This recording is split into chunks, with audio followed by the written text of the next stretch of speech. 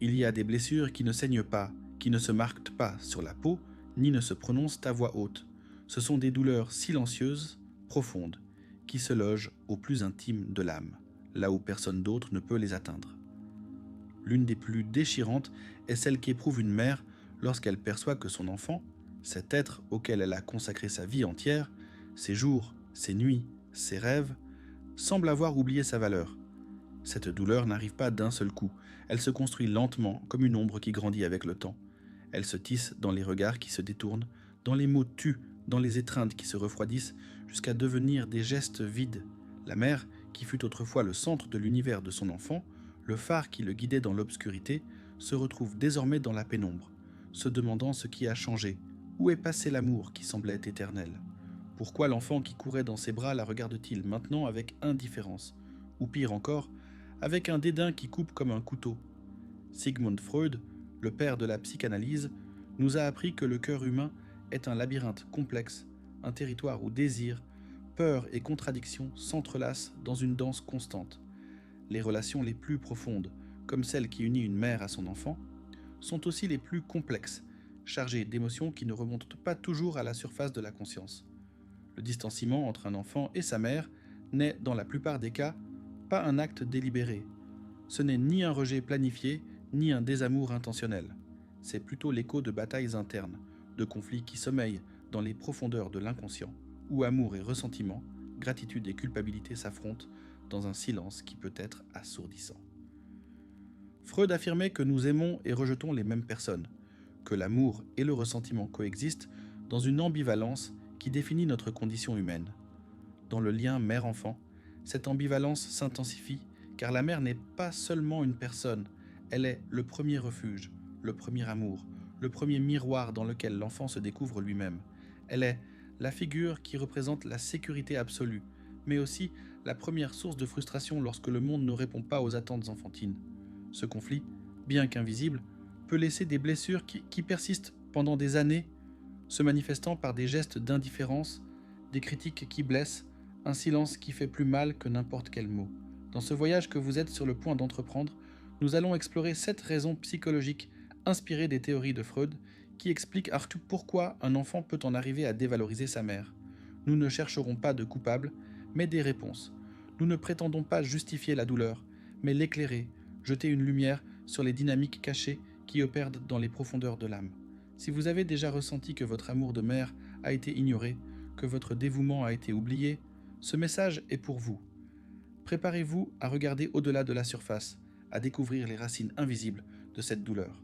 Car comprendre est le premier pas vers la guérison, vers le lâcher-prise d'une culpabilité qui ne vous appartient pas, vers la reconnaissance que votre valeur en tant que mère ne dépend pas des mots de gratitude, mais de la force silencieuse de votre amour. Accompagnez-nous dans ce parcours à travers les profondeurs de l'âme humaine et découvrez les vérités que l'inconscient garde en silence. Raison 1. Le complexe d'Œdipe et les ombres de l'inconscient. Imaginez un jeune enfant pour qui sa mère est l'univers tout entier. Elle est sa protectrice, son réconfort, la source de tout amour et de toute sécurité. Dans les premières années de la vie, l'enfant ne l'aime pas seulement. Il la désire avec une intensité qui transcende la raison.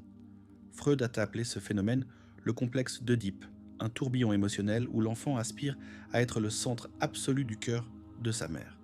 Dans son esprit enfantin, il n'y a personne de plus important. Elle est à lui, et il veut être tout pour elle.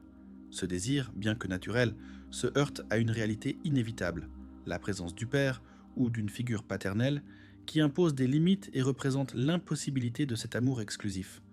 Ce conflit, bien qu'il fasse partie du développement humain, laisse des cicatrices qui peuvent résonner tout au long de la vie. Le complexe d'Œdipe n'est pas seulement une étape passagère, c'est un creuset où se forgent les émotions les plus profondes de l'être humain. Dans les premières années, l'enfant voit sa mère comme une figure presque divine, capable de satisfaire tous ses besoins, de le protéger de toutes ses peurs.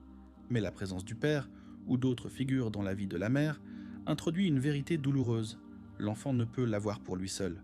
Cette frustration, bien que nécessaire pour la croissance, peut laisser des blessures émotionnelles qui ne se résolvent pas toujours. Lorsque le complexe d'Œdipe n'est pas élaboré de manière saine, ces échos persistent dans l'inconscient, influençant les relations adultes de manière que l'enfant ne comprend pas toujours. Un enfant adulte peut aimer profondément sa mère et en même temps lui en vouloir sans savoir pourquoi. En son fort intérieur, elle représente à la fois l'amour qui l'a soutenu et la frustration de ne pas avoir été entièrement à lui. Ce ressentiment n'est pas un acte conscient, c'est un nœud émotionnel que l'enfant ne peut pas toujours démêler. Pour s'affirmer comme individu, il a besoin de rompre les liens de dépendance émotionnelle, et parfois il le fait de manière abrupte, avec froideur, des critiques ou un silence qui blesse plus que les mots. Cela peut se manifester par de petits gestes, une conversation écourtée, une étreinte qui semble forcée, une critique qui paraît injuste. Pour la mère, ces gestes sont comme des coups de poignard au cœur, car elle ne comprend pas ce qui a changé, ce qu'elle a fait de mal. Vous êtes-vous déjà senti comme si votre enfant vous regardait avec des yeux distants, comme s'il ne reconnaissait pas tout ce que vous avez sacrifié pour lui? Vous n'êtes pas seul. Ce comportement ne reflète pas toujours un manque d'amour, mais une lutte interne. L'enfant cherche sa liberté, son identité. Mais dans ce processus, il peut blesser, sans le vouloir, celle qu'il a le plus aimée. Freud nous invite à voir cette ambivalence comme une partie de la nature humaine. Nous aimons et rejetons en même temps, et la mère, en tant que figure primordiale, est le premier terrain où se joue cette contradiction. L'enfant n'est pas toujours conscient de ce conflit. Son inconscient le pousse à agir de manière qu'il ne comprend pas lui-même. Il peut critiquer sa mère pour de petites choses, s'éloigner émotionnellement, non pas parce qu'il ne l'aime pas, mais parce qu'il a besoin de s'affirmer comme un être indépendant, séparé d'elle. Comprendre cette dynamique n'efface pas la douleur, mais elle vous libère de la culpabilité. Votre amour n'a pas été vain, c'est le fondement sur lequel votre enfant construit sa vie, même s'il ne le voit pas aujourd'hui. Ce conflit, que Freud a décrit avec tant de précision, n'est pas un échec de la mère ni de l'enfant, c'est une partie du processus humain de croissance, de recherche d'un équilibre entre l'amour et l'autonomie. La mère, en étant la figure centrale dans les premières années, devient la toile où se peignent ses contradictions, mais cela ne diminue pas sa valeur. Au contraire, c'est un témoignage de la profondeur de son influence. Continuez à lire, car chaque raison que nous explorons vous rapprochera de la vérité derrière ce silence, et chaque vérité est un pas vers la libération émotionnelle. Raison 2. La projection des frustrations internes. La vie adulte est pleine de défis, des rêves qui s'évanouissent, des objectifs qui s'éloignent, des relations qui se brisent. Lorsque ces déceptions s'accumulent, leur poids peut devenir insupportable. L'inconscient, dans son effort pour nous protéger, cherche un endroit où déposer cette douleur, et trop souvent, cet endroit est la mère. Freud a appelé ce mécanisme la projection, une défense de l'ego qui transfère les conflits internes sur une autre personne. La mère, en tant que première figure d'attachement, devient la cible naturelle de ces émotions non résolues, car elle est Sekyögük, telle est la figure qui symbolise l'origine de tout, le bon comme le douloureux. Réfléchissez-y, un enfant fait face à un échec professionnel, une relation brisée ou une insécurité qui le ronge de l'intérieur. En lui, il ressent de la colère, de l'impuissance, la peur de ne pas être à la hauteur. Mais accepter ces émotions est douloureux, presque insupportable. Alors, l'inconscient agit. Si je ne suis pas là où je veux être, c'est parce que ma mère ne m'a pas donné ce dont j'avais besoin, semble-t-il murmurer, bien qu'il ne le dise pas à voix haute. Cette projection n'est pas un jugement rationnel, c'est une manière de protéger l'estime de soi, d'éviter de faire face à ses propres limites. La mère, qui était autrefois vue comme la solution à tous les maux, devient maintenant la cause de ceux-ci. Ce mécanisme peut se manifester par des critiques constantes, une attitude de détachement ou un silence qui coupe comme un couteau. L'enfant peut pointer du doigt de petites erreurs du passé, les amplifier ou blâmer la mère pour des choses qui, en réalité, ne sont pas sous son contrôle. Il peut dire des choses comme « tu ne m'as jamais assez soutenu » ou « si tu avais fait les choses différemment, je serais mieux ». Ces mots, ou même l'absence de mots, sont profondément douloureux pour la mère, qui se demande comment il est possible que l'enfant auquel elle a tout donné la blâme pour ses échecs. Mais voici la vérité que Freud nous révèle. Cette douleur ne parle pas de votre valeur, mais des luttes internes de votre enfant. Il ne vous blâme pas parce que vous avez échoué, mais parce que son inconscient a besoin d'un endroit où déverser sa souffrance.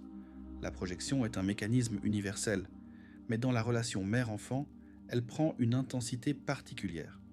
La mère, en tant que symbole de l'amour inconditionnel, devient aussi le symbole des attentes non satisfaites.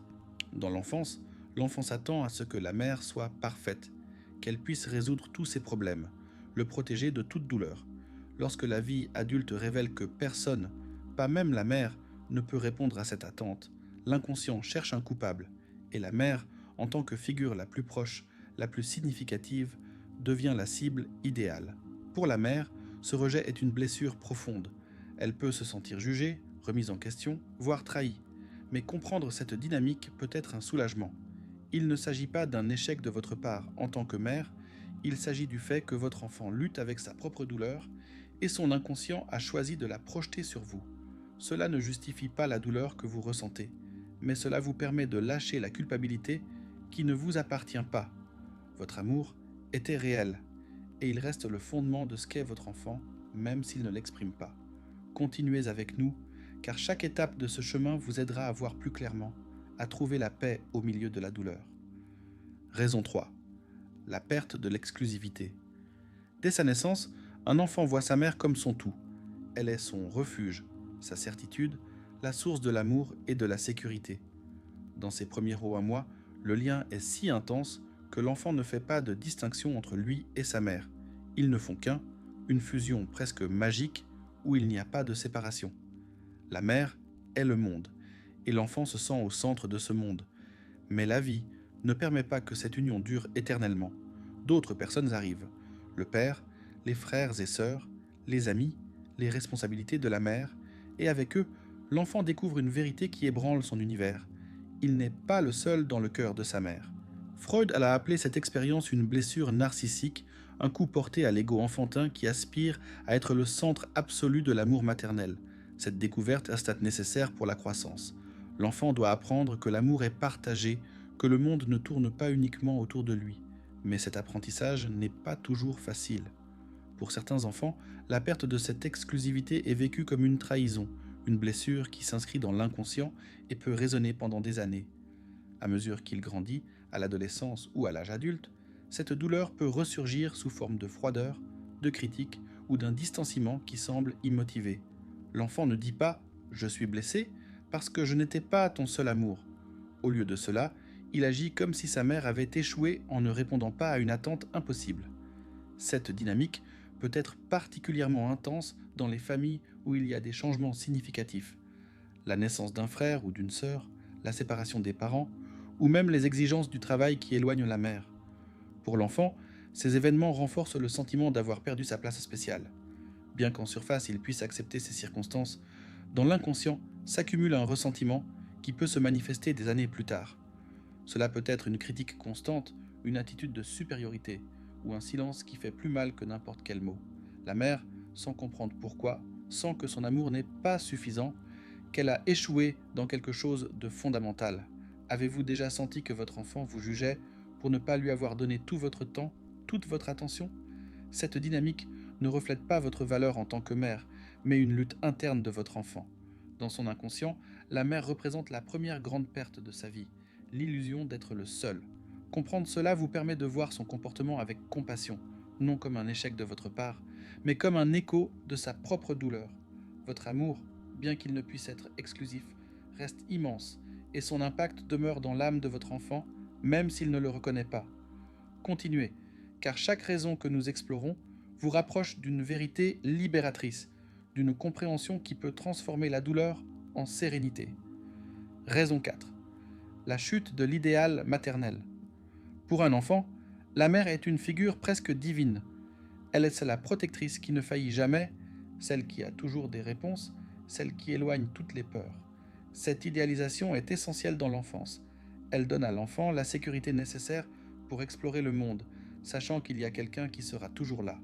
Mais à mesure qu'il grandit, l'enfant découvre que sa mère est humaine. Elle se fatigue, elle fait des erreurs, elle a des limites, elle ressent ses propres insécurités. Cette découverte, bien que naturelle, peut être vécue comme une trahison, comme si la mère avait rompu une promesse implicite d'être parfaite. Freud a expliqué que la désidéalisation fait partie de la croissance, un processus nécessaire pour que l'enfant apprenne à voir les personnes comme des êtres complexes, avec des vertus et des défauts. Mais tout le monde ne gère pas bien cette transition. Certains enfants, face à l'humanité de leur mère, ressentent une profonde déception. Au lieu d'accepter ces imperfections, ils transforment cette déception en ressentiment. Si tu n'es pas parfaite, tu n'es pas assez, semble dire leur inconscient. Ce rejet peut se manifester par des critiques constantes, une attitude de supériorité ou un distanciement émotionnel qui blesse profondément. Cette dynamique est particulièrement douloureuse parce que la mère n'est pas toujours consciente des moments qui ont déclenché cette déception.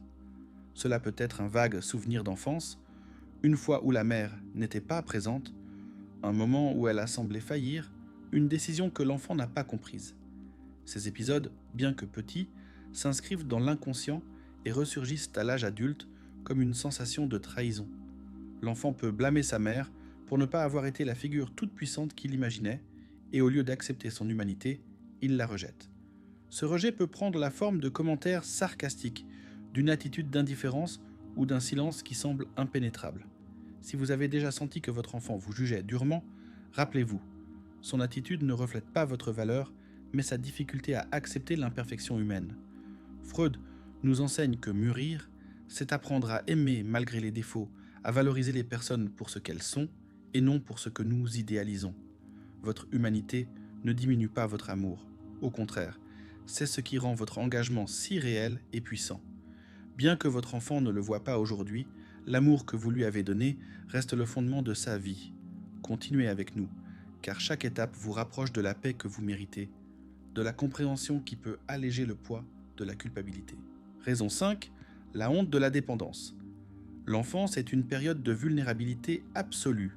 Un enfant dépend de sa mère pour tout: nourriture, protection, amour, réconfort. Sans elle, il ne survivrait pas. Mais à mesure qu'il grandit, surgit le désir d'être indépendant, de prouver qu'il peut se débrouiller seul, de construire une identité propre. Freud a souligné que cette transition, bien que nécessaire, éveille des sentiments ambivalents. D'un côté, l'enfant est reconnaissant pour l'amour reçu. De l'autre, il ressent une profonde gêne à se souvenir de sa dépendance, car dans l'inconscient, la dépendance peut être perçue comme une faiblesse. Pour s'affirmer comme adulte, l'enfant a besoin de rompre avec l'image de lui-même comme quelqu'un de vulnérable, et souvent il le fait en rejetant la mère, qui symbolise cette période de fragilité. Ce rejet n'est pas personnel, c'est une défense contre la douleur de reconnaître à quel point il avait besoin d'elle. Cela peut se manifester par des gestes d'indifférence, des critiques injustes, un silence qui fait plus mal que les mots. L'enfant peut agir comme si la mère n'était pas si importante, comme si ses efforts n'avaient pas été significatifs, parce qu'admettre le contraire reviendrait à affronter sa propre vulnérabilité passée. Cette dynamique est particulièrement intense dans les cultures qui valorisent l'indépendance par-dessus tout. Dans un monde qui assimile la dépendance à la faiblesse, l'enfant ressent la pression d'effacer toute trace de son passé vulnérable. Et la mère, en tant que symbole de cette dépendance, devient la cible de ce rejet. Cela peut être un commentaire méprisant, un manque de reconnaissance ou simplement une distance émotionnelle qui semble inexplicable. Pour la mère, ce comportement est profondément douloureux car elle ne comprend pas pourquoi son amour semble ne pas suffire. Mère, si vous sentez que votre enfant vous a repoussé, comprenez que ce comportement ne nie pas votre amour. C'est une tentative de votre enfant pour construire son identité, même s'il le fait parfois maladroitement. Freud nous rappelle que l'autonomie se construit sur l'amour reçu, même si cela n'est pas toujours reconnu. Votre dévouement a été la base qui a permis à votre enfant de chercher sa liberté, et cela, même s'il ne l'exprime pas, est un témoignage de votre grandeur. Continuez, car chaque raison vous aide à lâcher le poids qui ne vous appartient pas, à trouver la sérénité au milieu de la douleur. Raison 6. L'influence d'un modèle critique. Freud nous a appris que les enfants absorbent non seulement l'amour de leurs parents, mais aussi leurs attitudes, leurs jugements et leurs comportements. Ce processus, appelé introjection, façonne le surmoi, la voix intérieure qui guide la morale, les attentes et les valeurs de l'individu. Si, pendant l'enfance, l'enfant observe que le père, ou une figure d'autorité, traite la mère avec mépris, critique ou indifférence, il peut intérioriser cette vision. Sans s'en rendre compte, il commence à voir sa mère à travers ce prisme déformé, comme quelqu'un de moins digne d'admiration ou de respect. Ce phénomène n'est pas conscient. L'enfant ne décide pas de dévaloriser sa mère, il reproduit simplement les schémas qu'il a vus dans son enfance. Si le père critiquait la mère, la traitait avec dédain ou minimisait ses efforts, l'enfant peut grandir en croyant qu'elle est moins précieuse. Cette croyance, gravée dans l'inconscient, peut se manifester à l'âge adulte sous forme de froideur, de jugement dur ou d'un rejet qui semble immotivé. Cela peut être un commentaire sarcastique, une attitude de supériorité ou une distance émotionnelle que la mère ne comprend pas. Elle, qui a tout donné pour son enfant, se demande pourquoi il la voit avec ses yeux critiques. Ce processus est renforcé par les dynamiques familiales et culturelles. Dans les familles où il y a des déséquilibres de pouvoir, où la mère est vue comme secondaire ou moins importante, l'enfant peut absorber ces attitudes sans les remettre en question. Même en l'absence d'un père critique, la société elle-même peut renforcer des stéréotypes qui dévalorisent le rôle de la mère, en particulier dans les cultures où l'autorité masculine a été historiquement dominante. Ces influences, bien que subtiles, s'inscrivent dans l'inconscient et façonnent la manière dont l'enfant perçoit sa mère. Pour la mère qui fait face à cette douleur, comprendre cette dynamique peut être un soulagement. Le mépris de votre enfant ne reflète pas qui vous êtes, mais les voix qu'il porte en lui, des voix qui ne sont pas les siennes, mais qui le guident encore. Freud nous invite à distinguer ce qui est à nous de ce qui nous a été imposé. Votre valeur en tant que mère ne dépend pas de ces croyances héritées. Elle réside dans l'amour que vous avez donné, dans les sacrifices que vous avez faits, dans la présence que vous avez offerte, même lorsqu'elle n'a pas été reconnue. Continuez avec nous, car chaque vérité que nous découvrons vous rapproche de la liberté émotionnelle, de la paix que vous méritez. Raison 7. La culpabilité de la liberté. Grandir, c'est apprendre à être libre, à tracer son propre chemin, à construire une identité au-delà de la mère. Mais ce processus, qui semble si naturel, est rempli de contradictions. Freud a expliqué que le désir d'autonomie entre en conflit avec l'amour profond que l'enfant ressent pour sa mère. Se séparer d'elle, bien que nécessaire, éveille une culpabilité inconsciente. Comment peut-il vouloir s'éloigner de celle qui lui a tout donné ? Cette tension génère un conflit que l'enfant ne peut pas toujours nommer, un conflit qui le pousse à agir de manière à blesser sans intention. Pour alléger cette culpabilité, l'inconscient recourt à une défense, diminuer l'importance de la mère. Si elle n'est pas si précieuse, si ses efforts n'étaient pas si grands, alors la séparation semble moins douloureuse. Ce mécanisme peut se manifester par de l'indifférence, des critiques ou un rejet qui blesse profondément. L'enfant peut agir comme si la mère n'était pas essentielle dans sa vie, comme si ses sacrifices n'avaient pas été significatifs, car admettre le contraire reviendrait à affronter la douleur de la laisser derrière. Ce rejet n'est pas un manque d'amour, c'est une lutte pour réconcilier le désir de liberté avec la gratitude pour le passé. Cette dynamique est particulièrement intense à l'adolescence et au début de l'âge adulte, lorsque l'enfant construit son identité. La mère, en tant que symbole du passé, de l'amour inconditionnel, représente aussi la dépendance qu'il doit surmonter. Mais cette séparation n'est pas facile. Dans l'inconscient, laisser la mère peut être ressenti comme une trahison, et pour éviter cette douleur, l'enfant peut opter pour la distance émotionnelle, la critique ou l'indifférence. Pour la mère, ce comportement est dévastateur. Elle sent qu'elle a perdu son enfant, que son amour n'était pas suffisant. Mère, si vous sentez que votre enfant vous a laissé derrière, rappelez-vous, son éloignement n'efface pas l'amour que vous lui avez donné. C'est un reflet de sa lutte pour trouver sa place dans le monde. Freud nous enseigne que mûrir, c'est accepter qu'on peut aimer et être libre en même temps. Bien que votre enfant ne l'exprime pas aujourd'hui, l'amour que vous lui avez donné reste vivant dans son âme, le soutenant à chaque pas qu'il fait. Restez avec nous jusqu'à la fin, car cette vérité peut transformer votre douleur en sérénité, en une compréhension qui vous permettra de vous aimer comme vous le méritez. Un message d'espoir. Le chemin de l'amour maternel est rempli de sacrifices invisibles, de nuits sans sommeil, de gestes que personne n'applaudit. Mais il est aussi rempli d'une vérité indéniable. Votre amour a façonné la vie de votre enfant, même s'il ne le voit pas toujours. Freud nous rappelle que l'inconscient garde ce que le conscient nie parfois. La froideur d'un enfant, son silence ou ses critiques ne sont pas la fin de l'histoire. Ce sont des échos de conflits internes, de blessures non résolues, d'une âme qui cherche encore son chemin.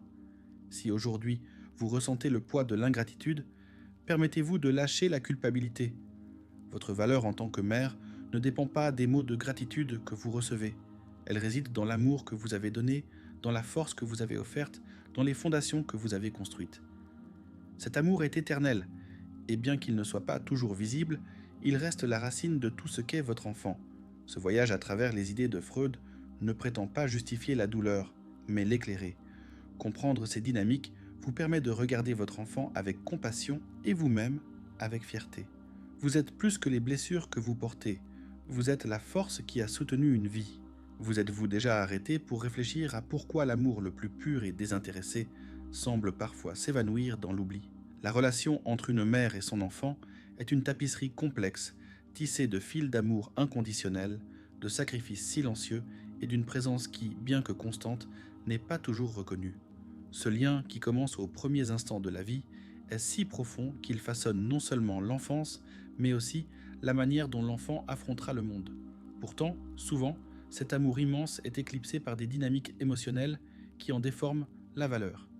Inspiré par les idées de Freud, ce texte explore comment les blessures inconscientes, les conflits internes et le désir humain de liberté peuvent engendrer une perception erronée de l'amour maternel, laissant derrière elle un écho d'ingratitude qui ne reflète pas la vérité de ce qu'une mère représente. Et si le mépris qu'une mère perçoit parfois n'était qu'un reflet des luttes internes de son enfant? Accompagnez-nous dans ce voyage pour comprendre la profondeur de ce lien et la valeur inébranlable d'une mère. Lorsqu'un enfant grandit, les expériences avec sa mère forment une lentille à travers laquelle il interprète le monde. Des premiers balbutiements aux pas incertains de l'enfance, la mère est le pilier qui soutient, guide et protège. Mais cette lentille n'est pas exempte d'influences extérieures. Les messages culturels, les attentes familiales et les normes sociales s'entrelacent dans l'esprit de l'enfant, façonnant la manière dont il perçoit la valeur de sa mère. Ces idées, absorbées durant les années formatrices, deviennent des vérités incontestées qui, sans un examen conscient, peuvent perpétuer une injustice émotionnelle. L'amour de la mère, vaste, généreux et désintéressé, est parfois relégué au second plan, comme s'il n'était qu'un décor dans la vie de l'enfant, au lieu d'être la force fondatrice qu'il est réellement. Ce phénomène ne reflète pas la mère elle-même, mais les voix du passé qui résonnent dans l'esprit de l'enfant, des échos de croyances qui ne sont pas les siennes, mais qu'il porte sans s'en rendre compte. Pour la mère qui se sent dévalorisée, cette vérité peut être un soulagement transformateur. Le rejet, l'indifférence ou le silence qu'elle perçoit de son enfant ne sont pas un verdict sur son amour ou sa valeur. Ils sont plutôt le résultat des batailles internes que l'enfant livre, pris dans un dialogue inconscient avec des idées qu'il n'a pas remises en question. Freud nous enseigne que la liberté émotionnelle commence lorsque nous parvenons à séparer ce qui est à nous de ce qui nous a été imposé. L'amour d'une mère n'a pas besoin d'être validé par les autres pour exister. Sa valeur est intrinsèque, inscrite dans chaque étreinte donnée dans la nuit, dans chaque repas préparé avec soin, dans chaque moment d'écoute attentive, même lorsque le monde ne le voit pas. C'est un amour qui persiste dans le silence, dans l'ingratitude, dans les jours où il semble que personne ne le remarque. Car l'amour maternel ne cherche pas de récompense.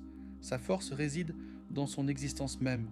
La maturité, selon Freud, est un processus de conquête de la liberté de penser par soi-même, de choisir son propre chemin, d'être un individu complet.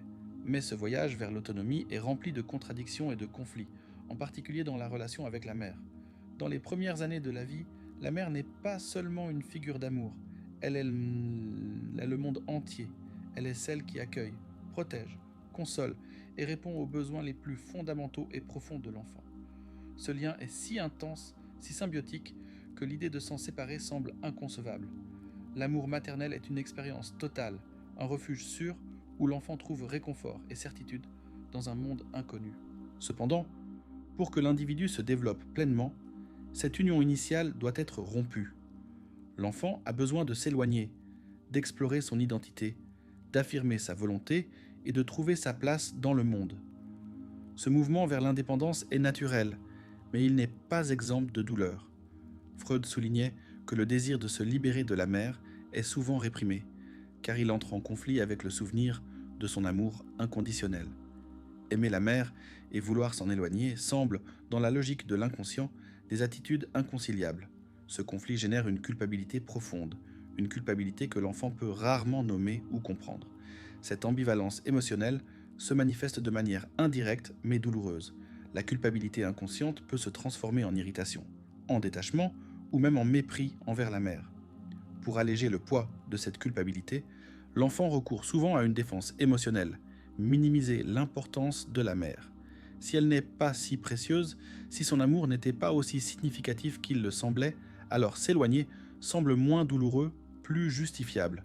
Il est plus facile de critiquer que d'affronter la vulnérabilité de laisser derrière soi le premier grand amour de sa vie. Ce mécanisme, bien qu'inconscient, a des conséquences profondes. La mère peut se sentir rejetée, oubliée, dévalorisée, comme si ses efforts et son dévouement avaient été vains. Et dans bien des cas, elle internalise cette blessure, se demandant si elle a échoué à un moment crucial, sans reconnaître que le comportement de son enfant est en réalité un reflet de sa propre lutte interne. Freud, dans ses réflexions sur le deuil et la mélancolie, a comparé le processus de maturation à une forme de perte. Tout comme dans le deuil, on perd un être cher, mais la vie doit continuer. Dans le chemin vers l'autonomie, on perd la relation symbiotique avec la mère pour conquérir une identité propre. Cette perte est une blessure qui ne se résout pas toujours facilement. L'enfant, incapable de faire face directement à la douleur de cette séparation, recourt souvent à des stratégies émotionnelles pour se protéger. Il dévalorise la mère pour ne pas souffrir, critique pour ne pas regretter, s'éloigne pour ne pas confronter sa propre fragilité. Mais cet éloignement n'élimine pas l'amour qu'il ressent. Il le dissimule simplement sous des couches de défense émotionnelle. Pour la mère, ce comportement peut être profondément douloureux. Elle peut se sentir mise à l'écart par ceux qu'elle a élevés, soignés et protégés avec tant d'efforts. Elle peut porter une culpabilité qui ne lui appartient pas, se demandant si ses actions, ses décisions ou sa manière d'aimer étaient insuffisantes. Mais la vérité est que, dans bien des cas, la douleur de l'enfant face à la séparation est si intense qu'il préfère l'anesthésier par la négation émotionnelle. Au lieu de reconnaître l'importance de la mère et de souffrir de la distance nécessaire, l'enfant tente de se convaincre lui-même, et parfois elle, que sa présence n'est plus essentielle. Cette négation n'efface pas l'amour originel, elle le relègue simplement dans un coin silencieux de l'inconscient où il continue d'exister, même s'il n'est pas exprimé. Freud nous enseigne que la pleine maturité émotionnelle exige d'intégrer ces émotions contradictoires, reconnaître l'amour profond pour la mère et accepter en même temps le besoin d'autonomie. Sans cette intégration, l'individu reste prisonnier d'un conflit interne qui sabote ses relations les plus importantes. L'enfant qui semble ne pas valoriser sa mère est souvent enfermé dans cette prison émotionnelle, déchiré entre la gratitude pour l'amour reçu et le désir d'émancipation, entre le besoin de proximité et la pulsion de distance. Comprendre cette dynamique peut offrir à la mère une nouvelle perspective. L'éloignement de son enfant n'est pas nécessairement un signe de manque d'amour, mais un reflet de la bataille émotionnelle qu'il mène avec lui-même. Mère, écoutez ceci. Votre amour ne passe jamais inaperçu, même s'il semble parfois oublié. L'amour maternel, une fois donné, laisse des traces indélébiles dans l'âme d'un enfant. Chaque acte de soin, chaque sacrifice silencieux, chaque moment de présence a façonné sa vie de manière qu'il ne comprend peut-être pas encore. Aimer, dans sa forme la plus pure, c'est permettre à l'autre de suivre son propre chemin, même si cela signifie être momentanément oublié. C'est un amour qui ne cherche pas de récompense, qui n'exige pas de reconnaissance, qui ne s'éteint pas face à l'ingratitude.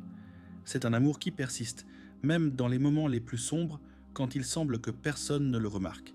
La valeur d'une mère est éternelle, inébranlable, indépendante de la validation externe. Elle réside dans l'acte même d'aimer, dans la force de rester présente, dans le courage de lâcher prise sans rien exiger en retour. Freud nous rappelle que la liberté émotionnelle exige du courage, le courage d'aimer sans posséder, de lâcher prise sans rompre le lien, d'accepter la complexité des sentiments humains. Ce courage est l'héritage d'une mère, une force qui soutient non seulement ses enfants, mais les inspire même s'ils ne le reconnaissent pas toujours. Que toutes les mères qui se sentent invisibles aujourd'hui sachent que leur amour continue de résonner, même dans le silence. Chaque geste, chaque mot, chaque sacrifice a laissé une marque indélébile dans la vie de leurs enfants. Peut-être qu'un jour, en mûrissant émotionnellement, ils retrouveront la capacité de reconnaître cette valeur avec la clarté et la gratitude qui leur manquent aujourd'hui. Mais même si cette reconnaissance ne vient jamais, la vérité demeure. L'amour d'une mère est une force transformatrice, un phare qui éclaire même à distance, façonnant des vies de manière que le monde ne verra peut-être jamais, mais qui seront toujours là. C'est le pouvoir de l'amour maternel, un amour qui transcende le temps, la distance et l'ingratitude, un amour qui, comme le dirait Freud, vit éternellement dans l'inconscient, attendant d'être redécouvert. Avez-vous déjà ressenti que l'amour que vous avez donné de tout votre être semble se perdre dans un abîme de silence? Imaginez le poids de voir votre enfant, cet être auquel vous avez donné vie, soins et protection, s'éloigner comme si votre présence n'avait plus la valeur qu'elle avait autrefois. Cette douleur que tant de mères portent dans leur âme cache une vérité plus profonde, une vérité qui ne se voit pas au premier regard, mais qui bat dans les recoins les plus intimes de la psyché humaine. La distance qu'un enfant crée n'est pas toujours un rejet, mais un reflet d'une lutte interne pour trouver son propre chemin. Accompagnez-nous dans cette exploration du cœur humain où nous démêlerons les raisons derrière cet éloignement et découvrirons comment la compréhension peut guérir les blessures d'une mère. Le lien entre une mère et son enfant est le premier grand amour, une connexion tissée de moments de tendresse, de sacrifice et de dévouement inconditionnel. C'est un lien qui commence à l'instant où la vie elle-même se forme, un refuge de sécurité et d'amour qui soutient l'enfant dans ses premiers pas dans le monde. Cependant, à mesure que les enfants grandissent, beaucoup commencent à construire un mur émotionnel, s'éloignant de cette relation qui était autrefois tout pour eux. Cet éloignement peut être ressenti comme une trahison, mais sa racine ne réside pas dans un manque d'amour, mais dans la complexité du processus de maturation. Sigmund Freud, dans ses études sur le deuil et la mélancolie, a décrit comment grandir implique une perte inévitable, la rupture du lien symbiotique avec la mère. Ce pas est nécessaire pour que l'enfant forge sa propre identité, mais il n'est pas exempt de douleur.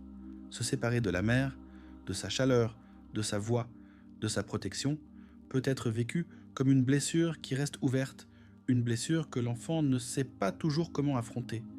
Pour se protéger de cette douleur, l'enfant peut recourir à des mécanismes inconscients. Il minimise l'importance de sa mère, la critique ou adopte une attitude d'indifférence. Il ne le fait pas par manque d'amour, mais parce qu'il a besoin de se convaincre qu'il peut avancer sans regarder en arrière. Ce comportement est une défense contre la vulnérabilité. Reconnaître à quel point il a besoin de sa mère implique de faire face au désir profond de son amour, ce qui peut être écrasant pour un enfant qui cherche à s'affirmer comme individu. En la dévalorisant, il tente d'amortir le poids de la séparation, mais ce mécanisme a un coût. L'enfant peut rester prisonnier d'un conflit interne et la mère, à son tour, peut se sentir rejetée, oubliée ou insuffisante. Pour une mère, l'éloignement de son enfant peut être ressenti comme un coup au cœur. Chaque sacrifice, chaque nuit sans sommeil, chaque geste d'amour donné sans rien attendre en retour semble s'évanouir dans l'indifférence. Il est facile pour la mère de se demander « Où ai-je échoué ? Pourquoi mon amour n'est-il pas suffisant ?» Cette question, chargée de douleur, peut se transformer en une culpabilité qui ne lui appartient pas, un poids qu'elle porte en silence, tout en essayant de comprendre pourquoi son enfant semble si lointain.